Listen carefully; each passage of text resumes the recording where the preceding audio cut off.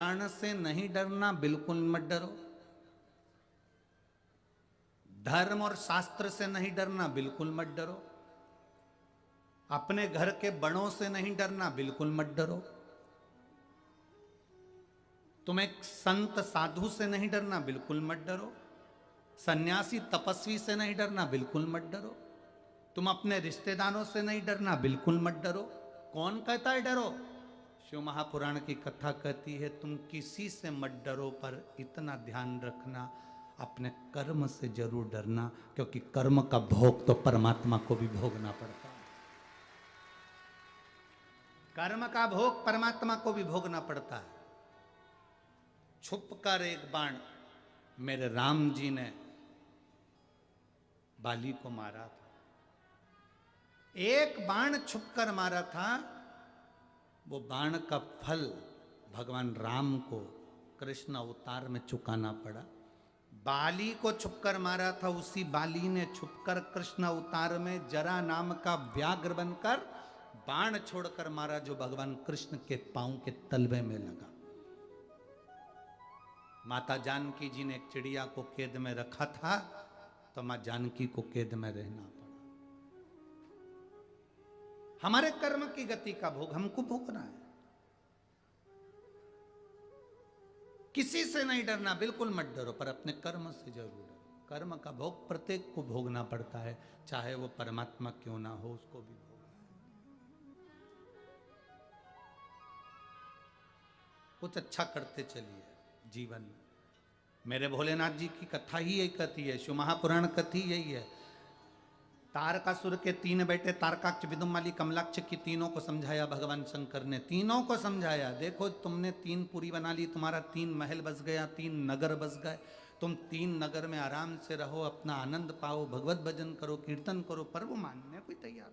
उपद्रव पर उपद्रव। भगवान शिव से देवताओं ने विनती करी, शंकर भगवान ने सारे देवताओं से कहा कि तुम पशु बन जाओ।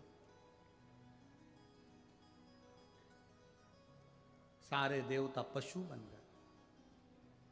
शिव उनके पति बन गए।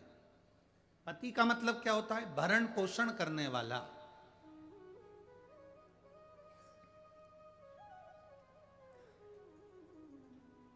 पति का मतलब केवल एक यही नहीं होता कि करवा चौथ पे चलनी में मुंह देख लो।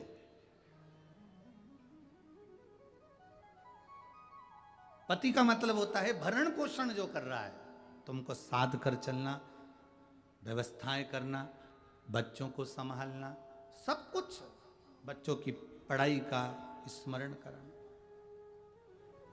देखो, पिता में और माता में एक बहुत बड़ा अंतर है मेरी जीजी और मेरे जीजाओं। पिता और माता में सबसे बड़ा अंतर यह है कि पिता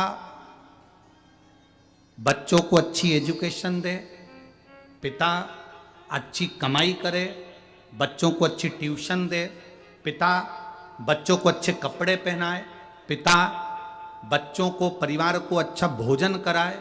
ये पिता का काम है। और माता का काम है, पिता से ज्यादा काम है माता का। माता का काम है केवल बच्चों को बड़ा नहीं करना है, अपने बच्चों को संस्कारवान बनाना है। ये माता का काम है। कल कथा में आपको कहा था माता क्या है, जम के बोलो जरा। निर्माता। कल की कथा में था और आप लोगों ने याद रखा, आपको धन्यवाद। माता कौन है? निर्माता। अच्छे युग की, अच्छे राष्ट्र की, अच्छे धर्म की, अच्छे भजन की, अच्छे संस्कारों की अगर कोई निर्माता है तो वो घर की माता है। घर में रहने वाली माता एक अच्छी निर्माता होती है, अपने बेटा बेटी को अच्छा ज्ञान प्रदान कर। पर कई माताएं ऐसी भी होती हैं जो अच्छा ज्ञान देने की जगह ये ज्ञान दे देती हैं, तेरे से जितना बने उतना कर लिया कर, बाकी का भोजन बना के अपने कमरे में ले जाके चर लिया कर, खा लो।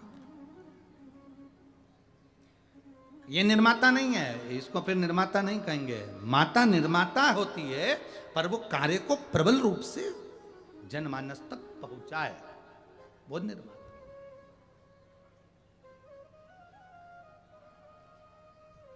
देवी भागवत पढ़ी आप लोगों ने?